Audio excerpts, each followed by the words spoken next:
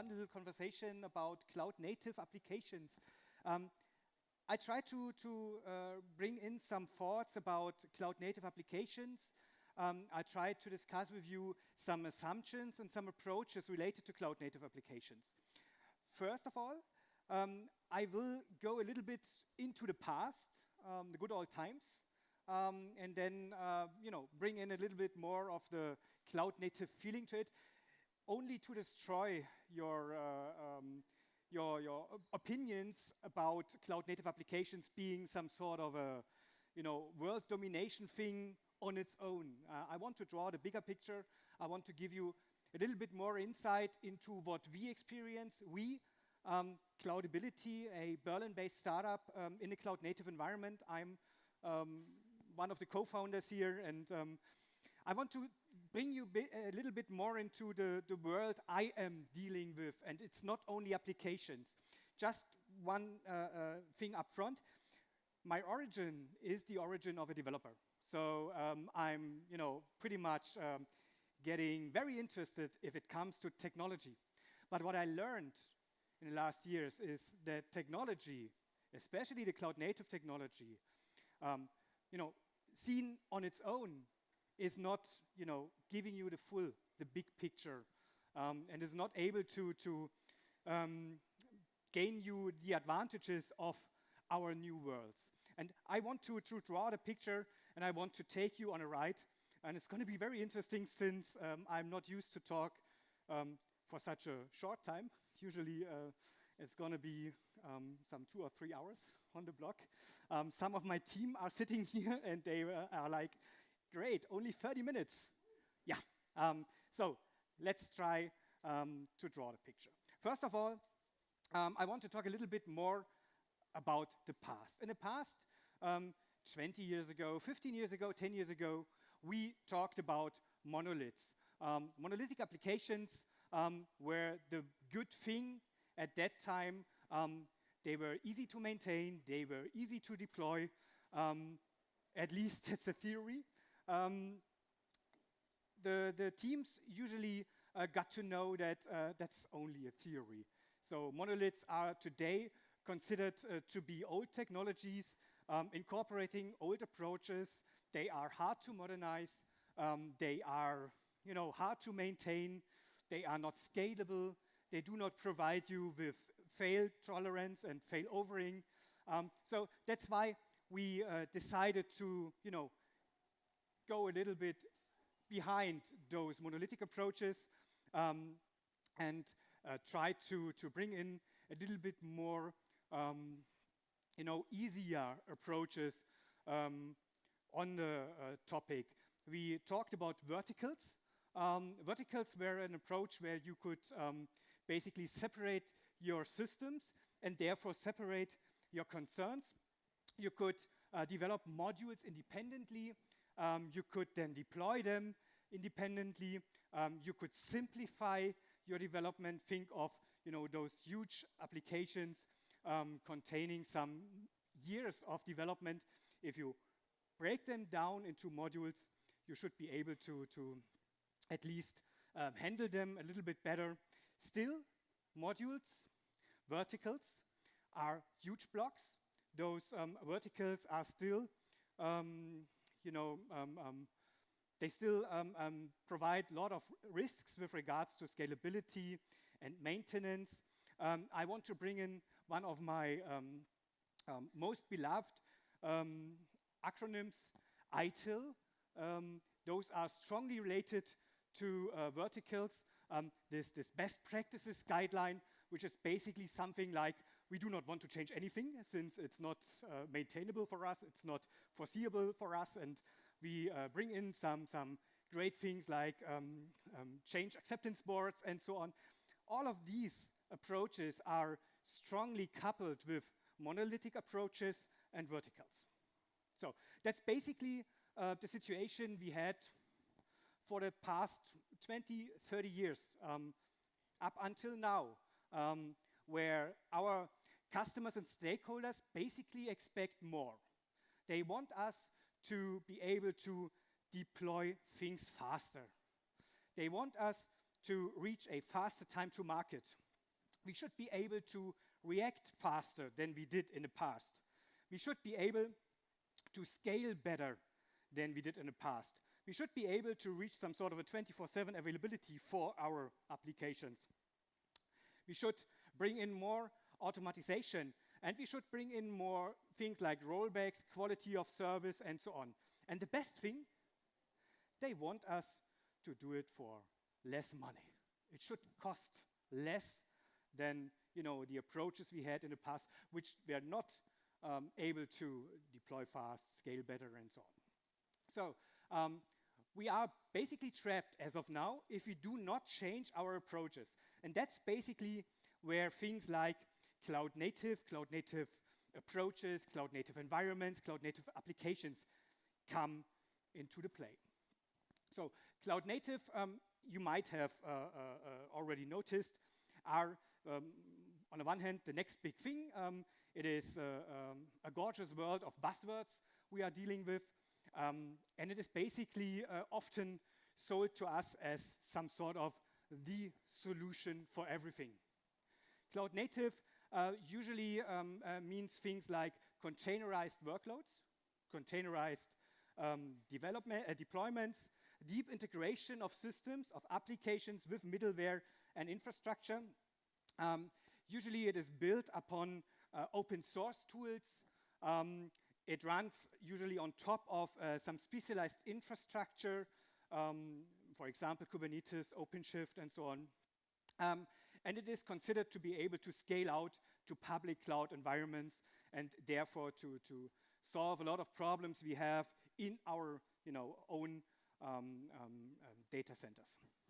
So cloud native applications and environments for the rescue, question mark. If we dig a little bit more into that thing, we come to a thing called microservices. You might have heard of it. If you are a developer, you should consider writing microservices, since microservices try to solve a lot of problems we had in the past with our monolithic or at least vertical-based approaches. They are basically small services instead of huge components. They serve a single purpose. They have a defined interface.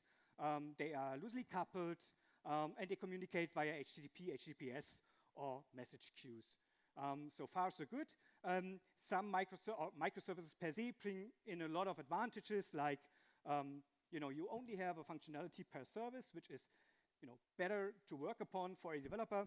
You can provisioning them on demand. You can scale them on demand, since it's only small chunks of software. Then you have fault tolerance, failover mechanisms, or simplified development, and so on. They are better testable, and so on and so forth. Thing is, if you go that route, you will soon discover that it's not that easy. If you are working with microservices, you soon discover that you got a lot of operational overhead. As a developer, I do not care.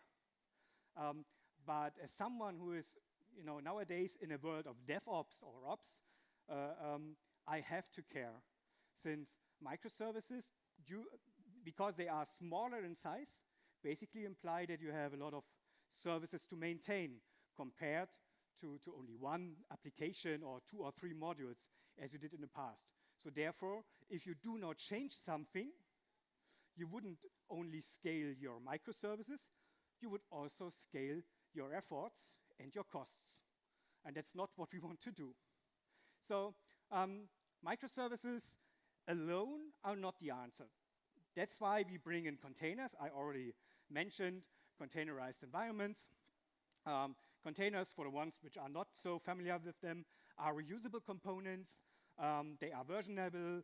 They abstract the application from the environment, so the application basically feels at home. They provide a known environment to the application. They provide some sort of a lightweight virtualization compared to classical virtualization approaches. And they again provide some sort of a simple and easy deployment model. You can basically bring in a lot of functionality into a service from an operational perspective, not only the application's perspective, but also the operational perspective.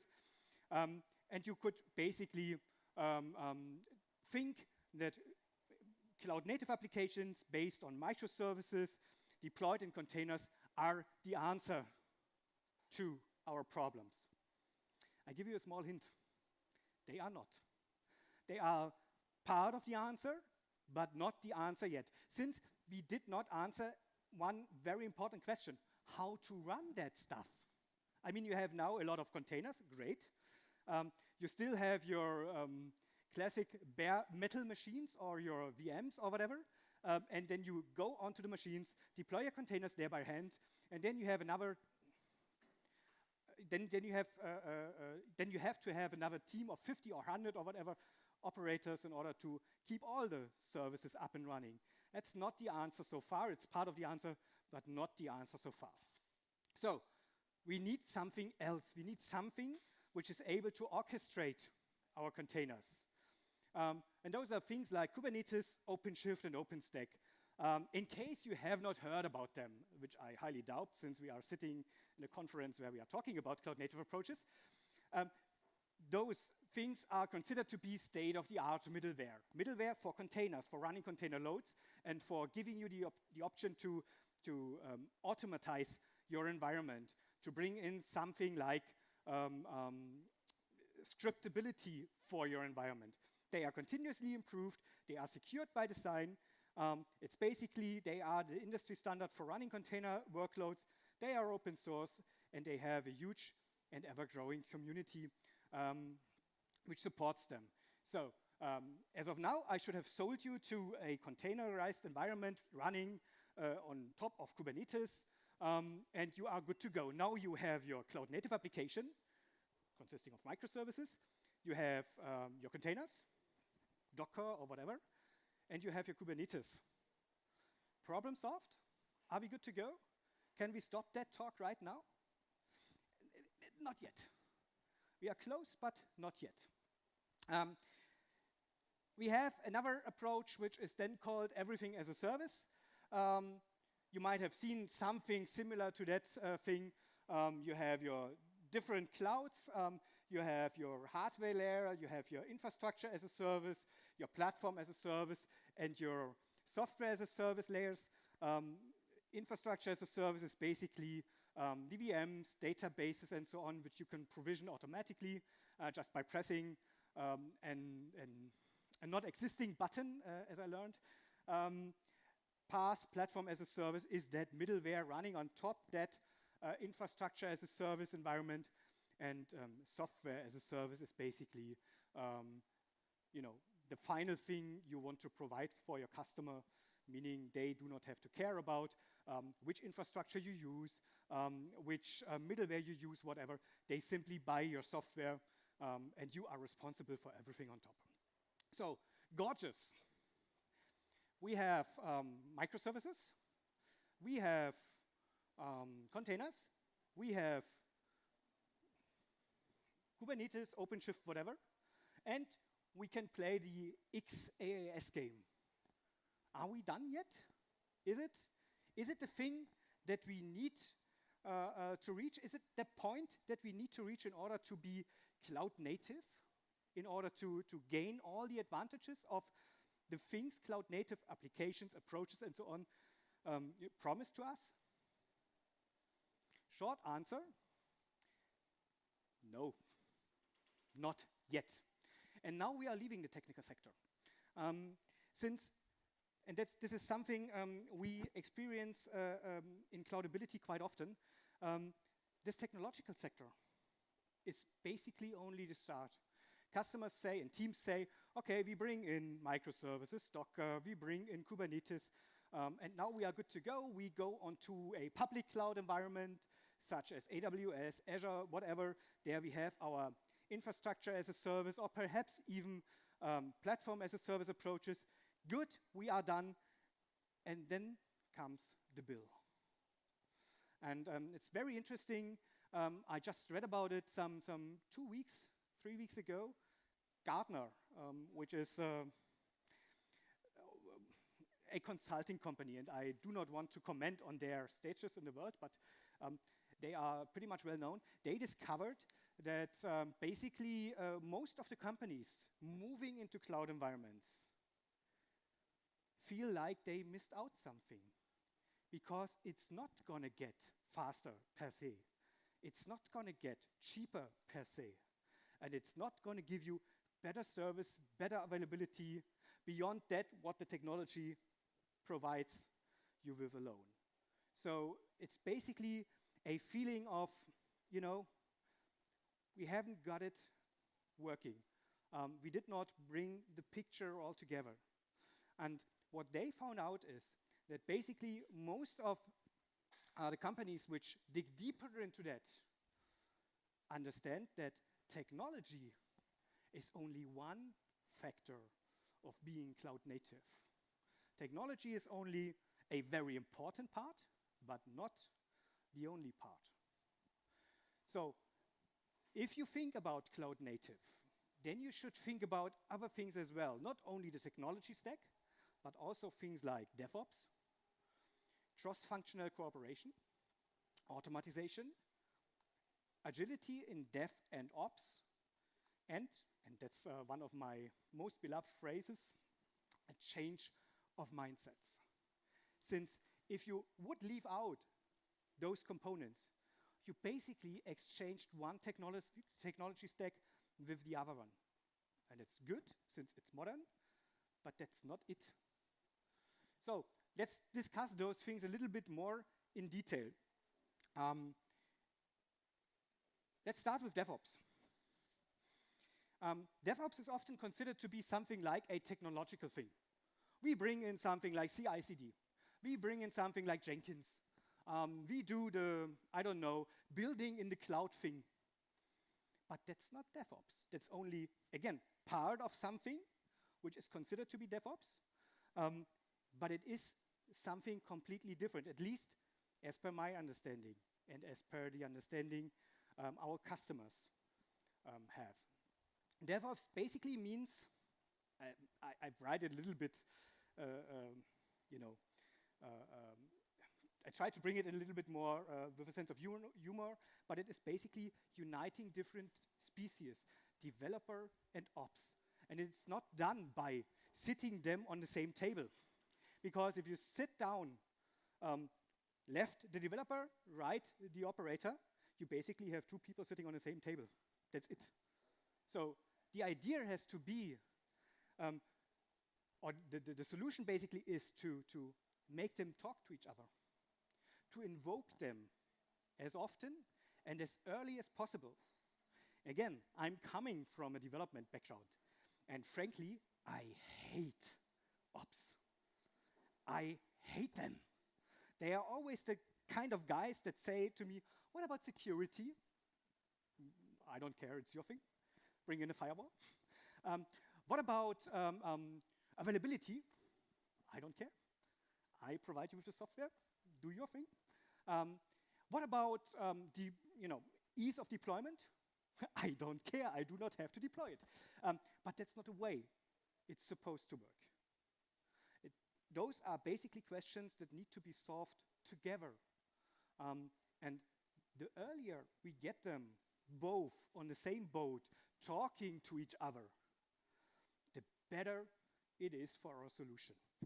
So what we need to bring in is a sense of understanding different needs and approaches for development and operations. We need to interact as early as possible. We need to integrate with each other, even if it means that my high-flying dreams might not come through, at least not for release 1 of the software. We need to integrate with technical components an ops team provides me with. And we need to get rid of those throwing over the fence approaches, which every one of us, at least the developers, love.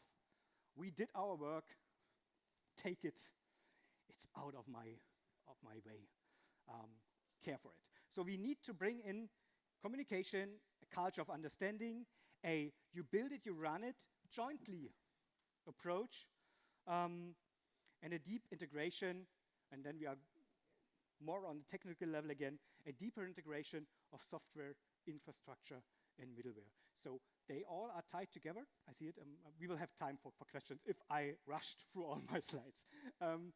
So we have a deeper integration of all the things, and not only a deep integration on the human level, but also on a technical level, on a technology level.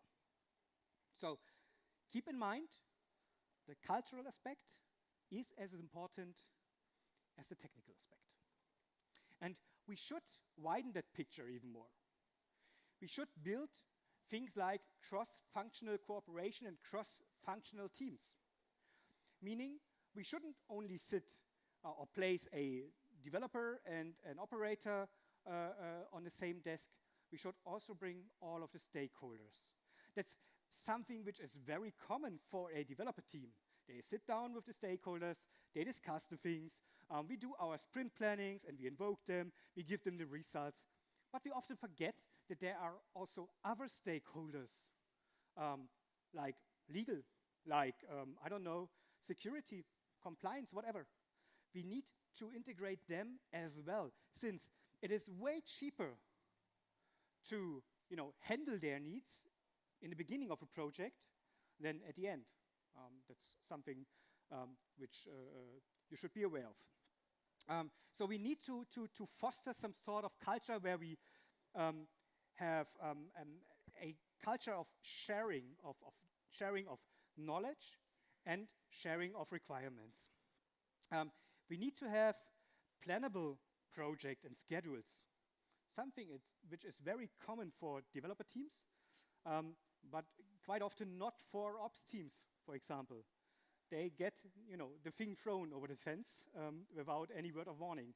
And by the way, agility does not mean, being spontaneous. That's something completely different. We need to have transparent and open processes and a transparent and open understanding of the different needs of the different stakeholders.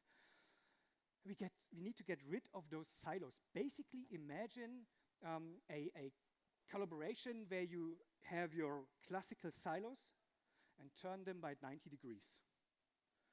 That's a good picture I once found. Cooperation needs to be our primary approach in such a project. And this is something which is not common to many projects. So, DevOps, cross-functional cooperation. Have we solved the problems? Not yet again. But we are on a good way. The next thing we need to bring in is automatization. And I do, on the one hand, mean this technical approach to automatization, but on the other hand, this mindset thing. I do not SSH to any machine anymore. Never, period, ever, period. I simply don't. And if I see someone of my teams going onto a virtual machine or whatever and trying to fix things there, I'm gonna get very unfriendly. Since those by-hand things are never documented properly, they are not repeatable, and they are not, brought into later versions. It's simply something of a, I do it now and it's fixed now thing, instead of, solving a problem from the ground and providing that knowledge to all of the teams. So no more SSH to any machine. No manual interactions and approaches anywhere. We use things like Ansible, Terraform, and globally scripting approaches to solve our problems. And most of the problems, not all, but most of the problems are solvable that way. And interesting fact, most of the admins are able to solve the problems using scripting, using Ansible, Terraform, Chef, whatever. And again, not all the problems can be solved that way, but most of the problems. And if you solve them that way, then you have the option to version things. And if then something goes wrong, the idea has to be to roll back your environment to a previous version. Application, middleware, infrastructure, perhaps database. Roll it back to the last known working version. Then, perhaps in parallel, download and analyze the logs.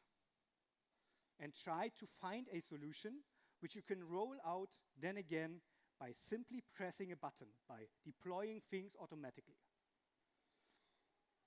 We focus on reusability instead of one-time changes. And we focus on automated and automatic deployments instead of manual ones. And we focus on proactivity instead of reactivity. Problem is not with the technical knowledge. Problem is most often with the mindset of the people, with the mindset of the team. We did it that way the last 20 years. We always did it that way. I love this sentence. What we want to have is basically, we want to have experts solving a problem instead of thumb, not educated engineers trying things out. Sounds harsh, but that's the kind of mentality we need to have. At best, imagine something like a robot or robotic plant instead of manufacturing things by hand or instead of assembly lines. We want to come to that robotic fabrications. We want to come to that, we want to reach that point of robotic operations, automated operations, instead of manual ones. And that's something which can be reached, but it needs to be reached by decreasing the human interaction. We need to increase the automatization. And then we can reach goals like saving 70% of costs or whatever. That's very important here. So, last, no, not the last, but close to be the last thing, agility. Next buzzword. Somebody wants to cry something like bingo? You have your bingo charts completed already? Change instead of stand still. We want to bring in Scrum and Kanban, not only in dev, but also in ops.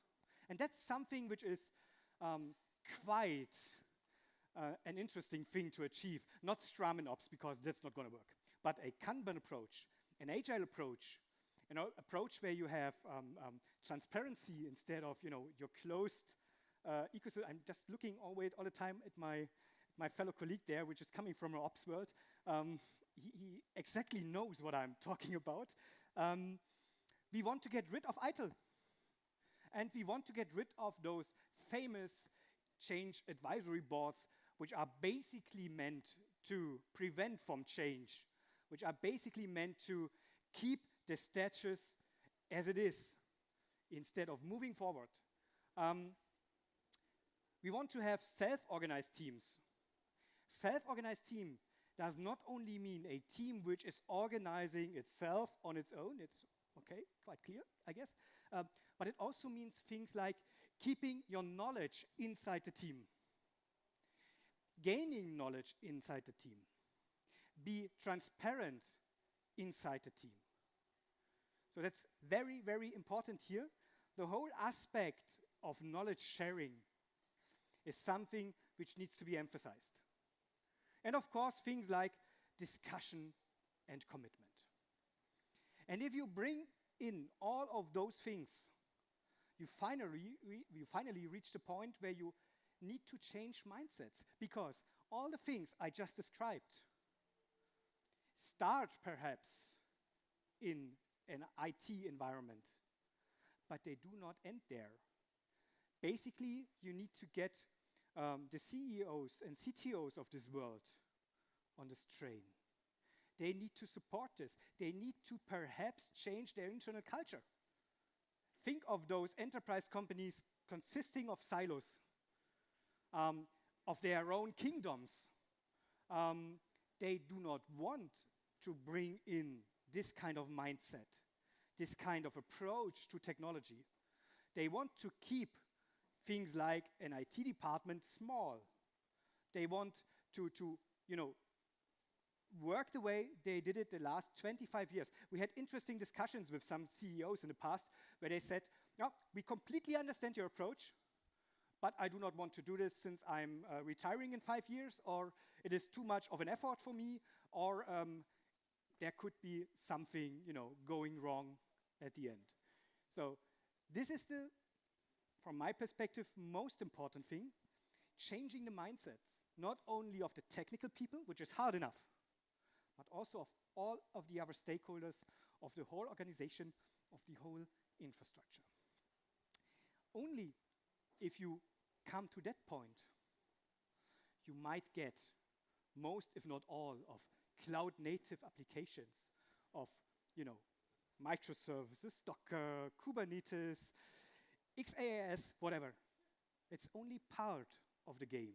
The whole game is much more complex and involves a lot of people beyond and besides the IT department. So, I'm quite good in the time. Questions?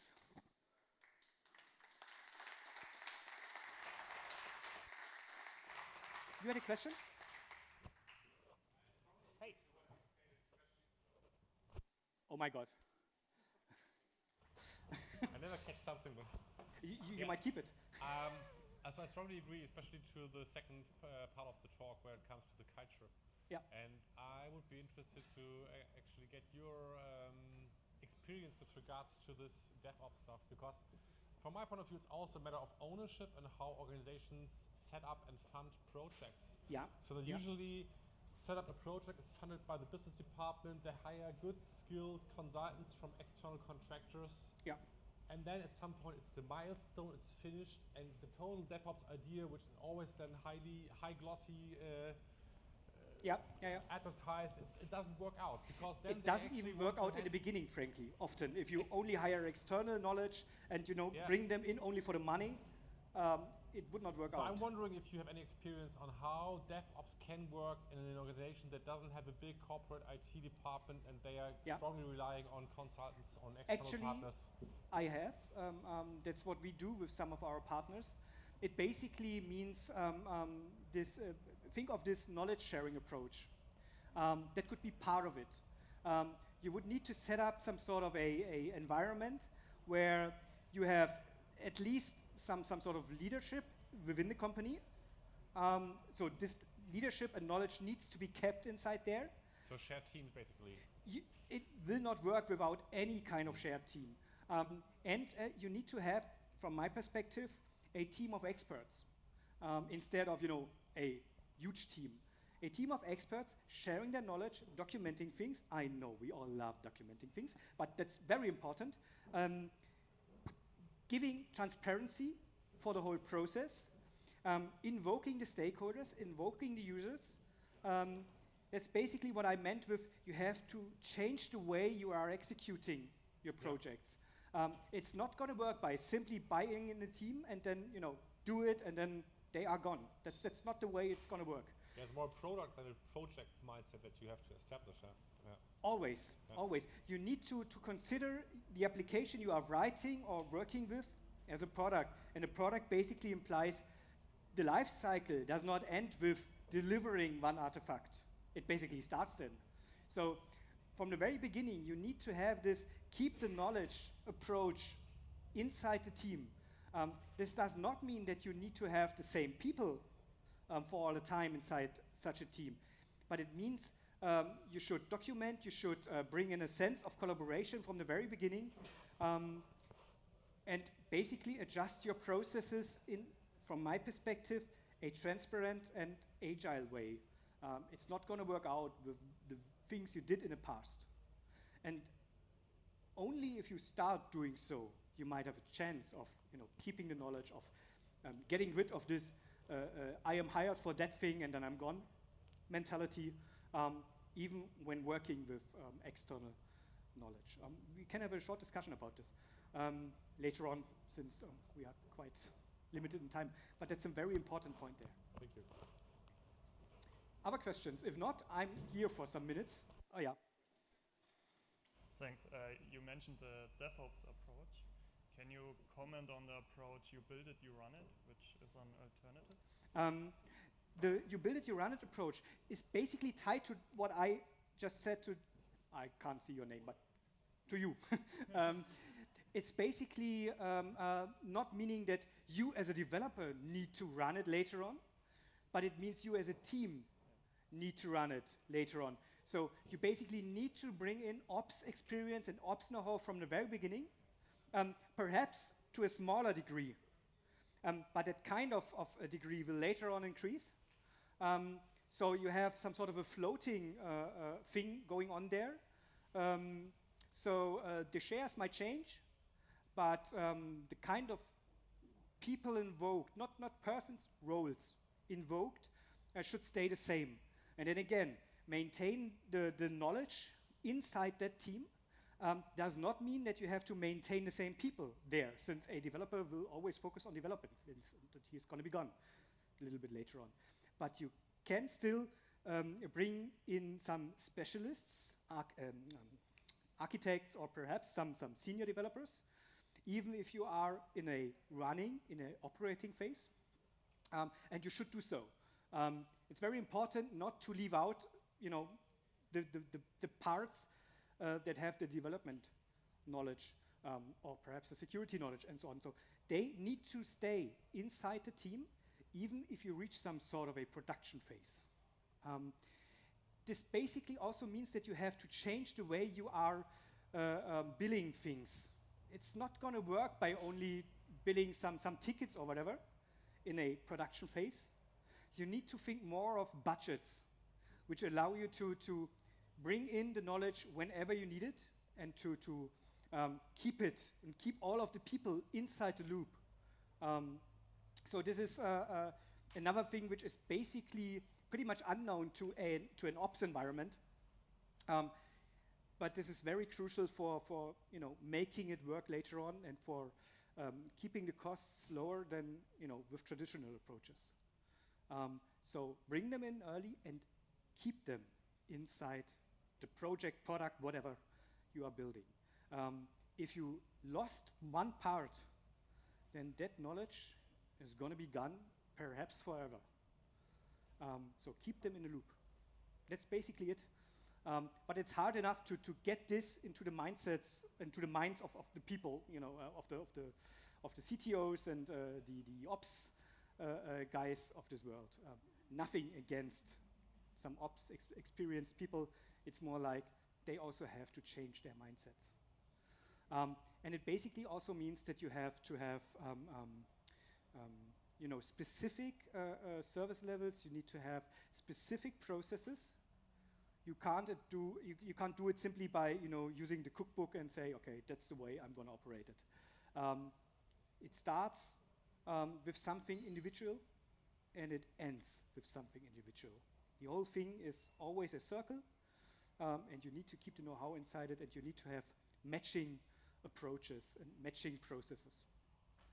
And it's again a problem, since most stakeholders around will say, oh, we are in the ops phase.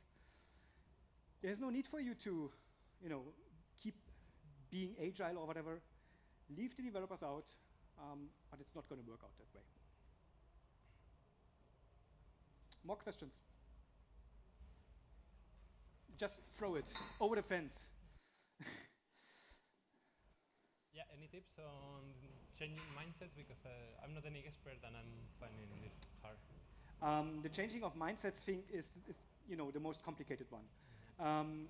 It's not going to work from the technical department to the top.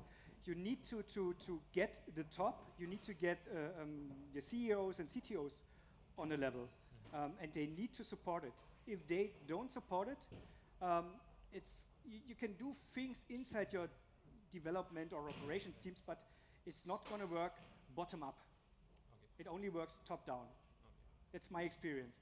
If you have environments where it's possible, great, but most of them are not. For us, more the problem is that pretty much our board is willing to do you build it, you run it, and that's fine. But how can we convince them to get still a support of operations? Because that's our problem. We just don't have it. We don't have the dedicated people to say, okay, that's the way how you have to run it. There's no global answer to that. Damn it. It basically depends on what you are doing and how you run it. But the idea has not to keep them inside the whole loop all the time. Simply do things like stand-ups once a week or whatever, in order to maintain the knowledge, and in order to get them the feeling that they are still invoked, at least for the development and ops parts. For the higher levels of hierarchy, it's going to be again a mindset thing. It's not working if you are coming from a technical team and say we need to change something. It needs to come from the top to the bottom, and then you can set up processes. Then you can do calculations and say, oh, if we do it that way, then we're going to save 70%, 60%, whatever. It basically is a very tough sell. It's that hard or that easy. Yeah. It's also our expectations and our experience. Okay. Any more questions? I'm still available, but I was told I have to leave now. It's okay. Thank you.